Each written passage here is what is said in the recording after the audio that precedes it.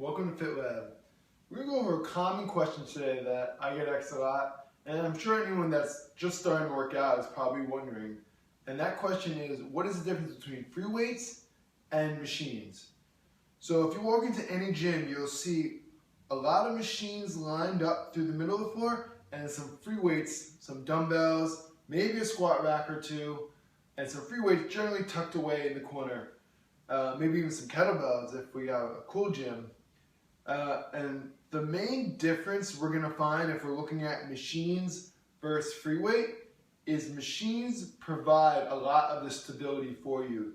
So when you go onto a machine, you're not forcing your body to stabilize you. You're not forcing a lot of core strength, and it's really setting you up to be able to lift more weight so you can maximize muscle growth. So machines were first developed so we could focus on one aspect of the body and really maximize growth through that one muscle. So if you're looking to just get bigger biceps or a bigger chest, a machine is going to put you on a really stable platform, and as long as you have the mechanics somewhat right, it's going to make it very easy for you to do the exercise without hurting yourself. So that sounds good if your main goal is hypertrophy and muscle growth and really just worrying about strictly aesthetics. Where we get into free weight trainings is, so if you're doing any sort of rehab or strength acquisition or you're forcing or sports performance, you're going to want to be more trained with free weights, because that's where we start to get the body working as a unit and as a whole.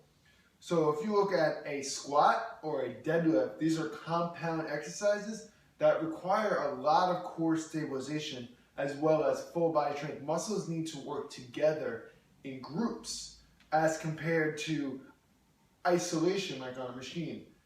And if we look at now biomechanics, the way the body is designed, we're not designed to work in isolation.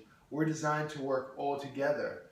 So we're starting to see, since the development of a lot of people training in a bodybuilding style routines and high use of machines, a lot of injuries because muscles and the body is misaligned because certain muscles have grown and others have not. So, and when we don't work all together, so when we take exercises like a supported chest press on a machine as compared to a deadlift with a bar, the deadlift is going to have a self-limiting factor. This is something that Gray Cook, if you guys have not heard of him, I would highly recommend checking out his work. He's the founder of FMS, or co-founder of FMS, Functional Movement Systems, and he talks about something called self-limiting exercise, and pretty much that means that exercise needs to keep you engaged.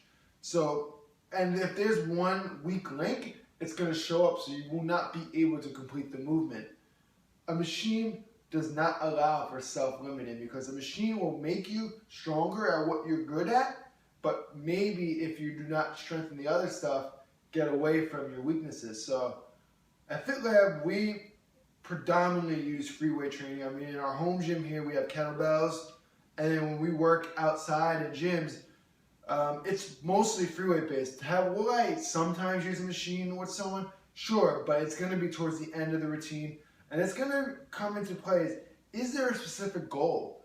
Do I need to develop one single muscle to get this person aligned? But the first thing I'm looking at is alignment. So when I have someone free weights, I'm able to see their alignment a lot better. I'm forcing stability to their core. I need them to have adequate mobility. So if you're wondering what the difference between free weights and machines is, there it is.